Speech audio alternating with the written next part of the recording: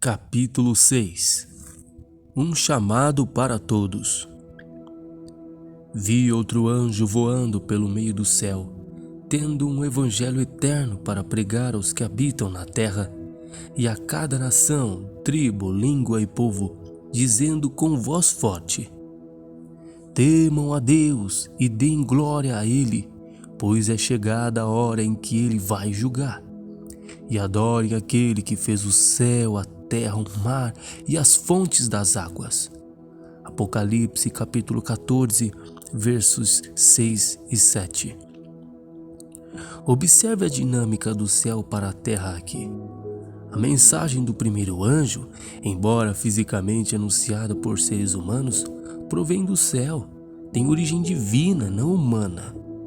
É verdade revelada, verdade que nos é dita, divulgada e dada por Deus por intermédio de seus mensageiros humanos.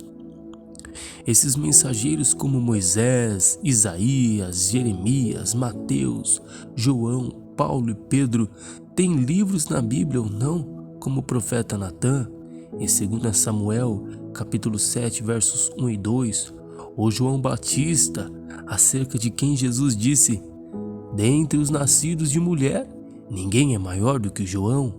Lucas capítulo 7, verso 28.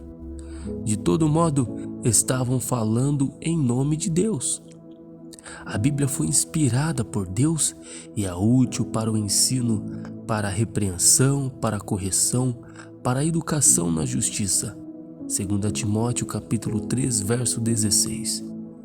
Ela foi revelada pelo próprio Deus, que não pode mentir. Tito capítulo 1, verso 2. Os seres humanos mentem, mas Deus não. Por isso devemos dar ouvidos ao que Ele nos disse nessa mensagem angélica.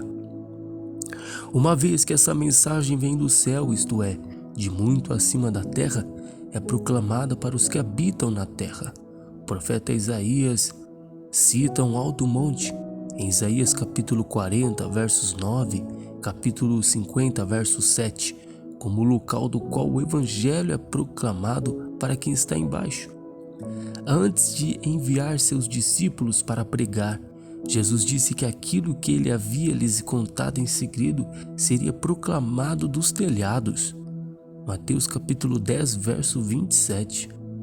Lugares altos de onde suas vozes seriam ouvidas pelas pessoas nas ruas abaixo. Alcance global. O anjo também fala com voz forte, dando a ideia de ser facilmente ouvido.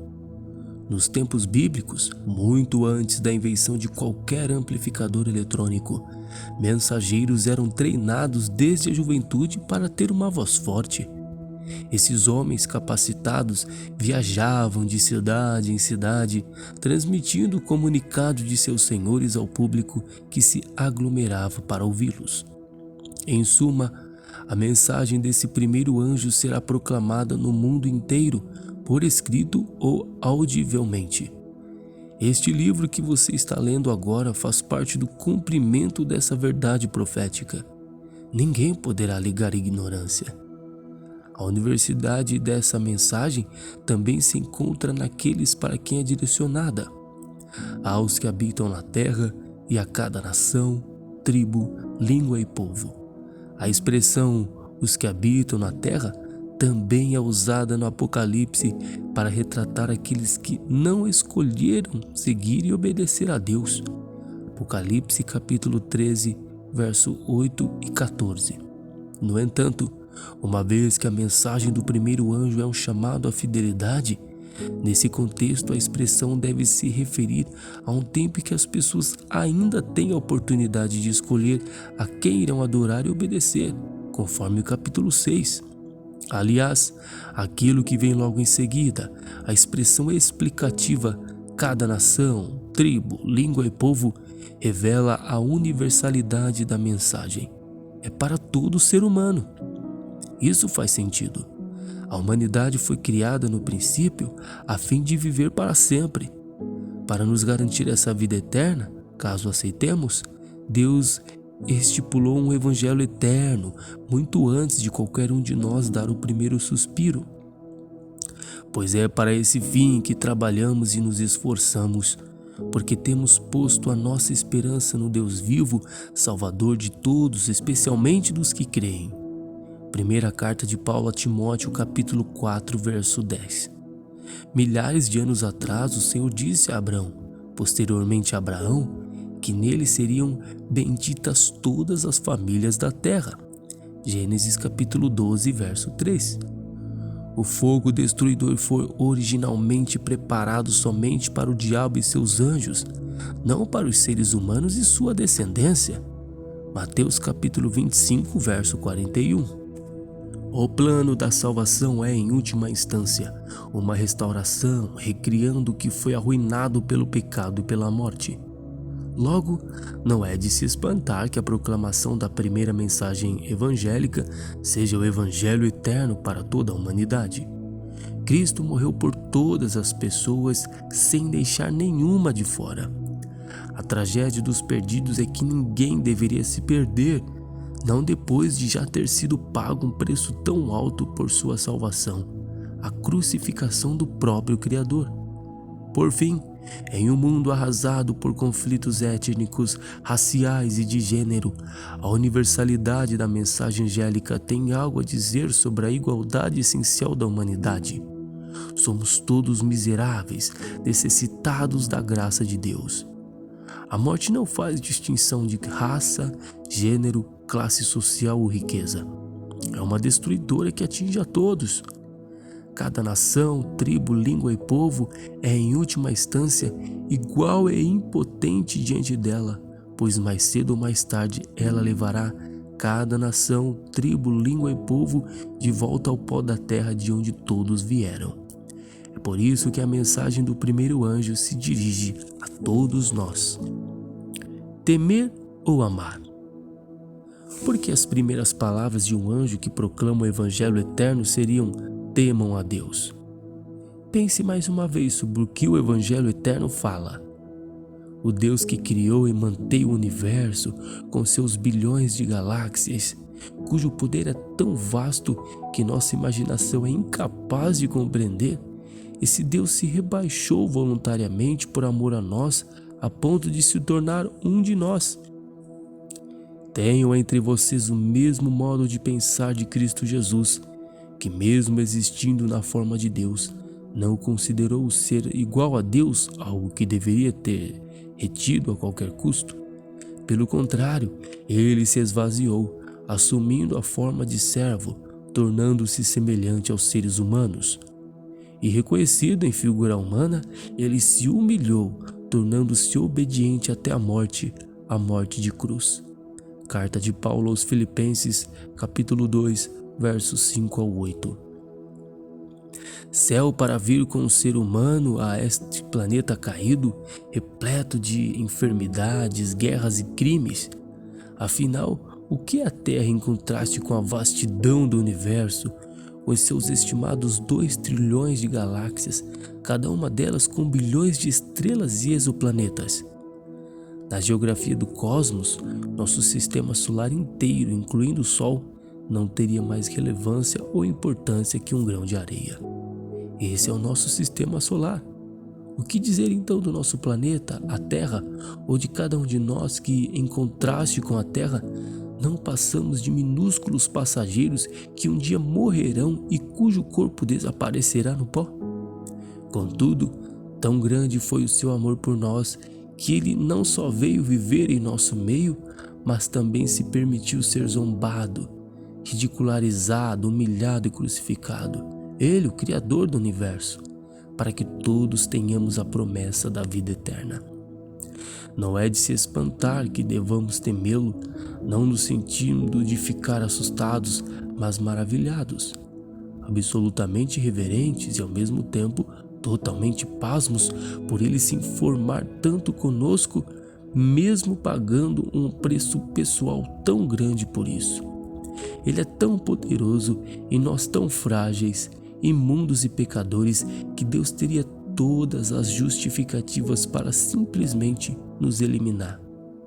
Em vez disso, porém, ele se humilhou e, cruzando o vazio que existe entre nós e Deus, Cristo se tornou um ser humano. Por meio de seu sacrifício pessoal voluntário, Jesus se conectou a nós com vínculos que jamais se corromperão. Temer a Deus? Temer o quê? Bem, temer que temos contra Ele diante de tamanho amor, um amor tão imerecido e uma graça tão incessante. Temer que precisemos comparecer na presença dele sem o seu manto de justiça. Temer que acabemos nos esquecendo do seu grande amor e rejeitemos a sua oferta de salvação. É um pensamento assustador que, a despeito da cruz, a despeito da abnegação assombrosa do próprio Deus, a despeito do preço infinito pago por nossa vida, ignoremos, esqueçamos ou rejeitemos o que foi feito por nós. Mais uma vez, antes dos tempos eternos. 2 Timóteo 1:9, Tito 1:2. Cada um de nós foi escolhido nele para ter a vida eterna que deveríamos possuir desde o princípio. E a fim de garantir essa vida para nós, antes mesmo que existíssemos, Cristo fez uma aliança com o Pai e com o Espírito Santo de se sacrificar por nós. Esse é o único meio de qualquer um de nós ter a vida eterna. Diante disso, como muitos podem rejeitar essa oferta? Afastar-se desse preço tão extraordinariamente infinito pago por nós? Desconsiderar esse sacrifício como se fosse pouca coisa ou negligenciá-lo em troca dos prazeres passageiros que jamais nos darão felicidade verdadeira e acabarão passando? Isso que é um pensamento assustador. As analogias humanas falham, mas imagine alguém que prejudica a saúde ao longo de muitos anos até a quase falência do coração. Então o ente querido, ao se deparar com a situação, oferece doar o coração à custa da própria vida. O coração é retirado, mas o enfermo escolhe não aceitar, mesmo depois que o outro morreu para que ele o tivesse. Muito toscamente, é mais ou menos isso que significa rejeitar o que Cristo fez por nós ao contemplarmos o Calvário. No passado, as pessoas olhavam para o céu estrelado e sentiam reverência e temor diante da vastidão, da grandiosidade, da beleza daquilo que estava acima, enquanto elas próprias eram tão pequenas, miúdas e aparentemente insignificantes. Hoje, telescópios revelam um cosmo tão vasto que fazemos pouco caso de distâncias como 20 bilhões de anos-luz, uma vez que essas distâncias nos dão a ilusão de que somos capazes de compreender o universo, quando na verdade deveríamos apenas estremecer, estarrecidos e tomados de temor diante da magnificência estrelada ao nosso redor. Se os seres humanos só podem ficar pasmos perante a criação em si, quanto mais na presença do Deus que o criou e mantém. Esse pensamento deveria ser mais do que o suficiente para nos levar a tremer diante dele.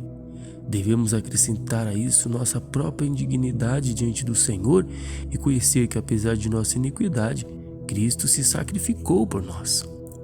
Ao se deparar com ideias tão grandiosas, com um amor cósmico centralizado em nós, como não exclamar: quem é suficiente para tudo isso? Como não perguntar: o que devo fazer? Que resposta seria digna de tudo aquilo que nos foi dado? O que em nossa vida poderia ter alguma importância diante do que Jesus fez por nós? A resposta é: dar-lhe glória. Apocalipse capítulo 14, verso 7.